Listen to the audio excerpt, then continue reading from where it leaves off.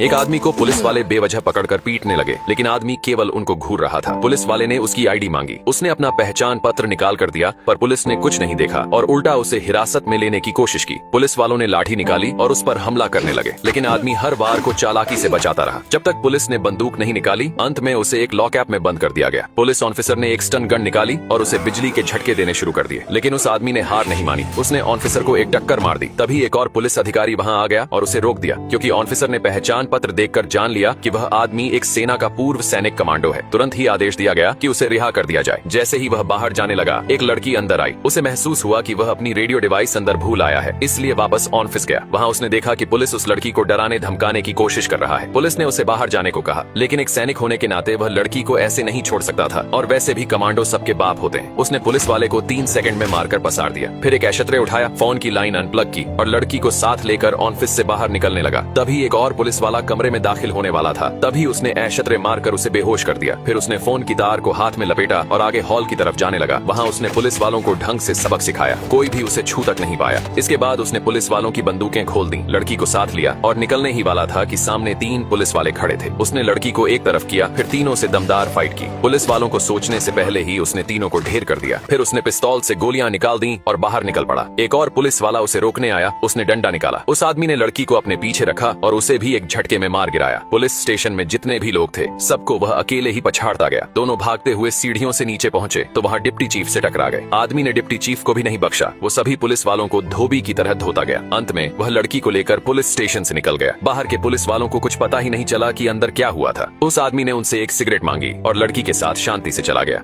तराजू के दोनों तरफ उस द्वीपीय देश के 2 सबसे धनवान उद्योगपति खड़े थे। उन्होंने अपनी पूरी संपत्ति को सोने की ईंटों में बदलकर इस जोखिम भरे वजन मुकाबले में सब कुछ दांव पर लगा दिया था। जीतने वाला दूसरे की सारी संपत्ति का मालिक बन जाता, जबकि हारने वाला बिल्कुल खाली हाथ रह जाता। सबसे पहले माइकल आगे बढ़ा और उसने $50 अरब के बराबर सोना तराजू पर रखवा दिया। इसके जवाब में रॉबर्ट ने भी $40 अरब मूल्य का सोना लाकर साफ संकेत दिया कि वह सीधे टक्कर देने आया है। पहले राउंड में शुरू हुआ मित्र सहायता चरण। रॉबर्ट के समर्थक भारी भरकम खजाने के संदूक लेकर पहुंचे। उन्होंने भी अपनी दौलत सोने में बदलकर रॉबर्ट की तरफ जोड़ दी। माइकल की तरफ हालात इतने बेहतर नहीं थे। वहां सिर्फ 2 समर्थक आए, जिनका योगदान मिलाकर मुश्किल से 2 छोटी सोने की ईंटें बनी। रॉबर्ट की टीम ने इसके जवाब में एक विशाल सोने का ब्लॉक लाकर रख दिया, जिससे तराजू और झुक गया। तभी माइकल का बचपन का दोस्त आया, हाथ में 2 प्राचीन वस्तुएं लेकर। देखने में वे काफी कीमती लग रही थीं, मानो खेल की दिशा बदल सकती हों। परंतु अधिकारियों द्वारा जांच के बाद घोषणा हुई, उनकी कीमत शून्य। कारण बताया गया कि किसी तरह का लेन देन रिकॉर्ड मौजूद नहीं है, इसलिए उनकी असली कीमत साबित नहीं हो सकती। पास खड़े रॉबर्ट ने व्यंग्य किया, क्या ये चोरी का माल है या कुछ और? माइकल ने यह अपमान भी शांत मन से सहा। उसे भरोसा था कि उसका व्यापारिक साझेदार अभी आएगा, जो स्वयं भी अरबपति था। आखिरकार वह साझेदार पहुंचा और वह भी सीधे 3 ठेलों पर लदी भारी सोने की ईंटों के साथ। माइकल खुशी से उछल पड़ा, मगर सबको स्तब्ध कर देने वाला पल तब आया जब वह साझेदार सीधे रॉबर्ट के प्लेटफॉर्म की ओर मुड़ गया। हॉल में सन्नाटा फैल गया। किसी को अपनी आंखों पर विश्वास नहीं हुआ। माइकल का भरोसेमंद साथी अंतिम क्षण में ही उससे मुंह मोड़ चुका था। रॉबर्ट ने सहजता से कहा, उसके खिलाफ मेरे पास कुछ पुराने सबूत हैं। थोड़ी सी पकड़ बहुत असर दिखाती है। मजबूर होकर वह साझेदार रॉबर्ट की बात मान गया और चुपचाप बाहर चला गया। उधर माइकल अपनी कुर्सी पर ढह गया, अंदर तक टूट चुका था। मित्र सहायता राउंड समाप्त हुआ और अब आधिकारिक वजन माप शुरू हुआ। रॉबर्ट बाईं तरफ चढ़ा, माइकल दाईं ओर। पूरे हॉल में सांसें थम गईं। जब तराजू हिलना शुरू हुआ, धीरे धीरे झुकाव कम होता गया, संतुलन के बिल्कुल करीब आते हुए। जो जीत माइकल की पक्की लग रही थी, अब अधर में थी। दोनों के बीच का फर्क बेहद मामूली रह गया था।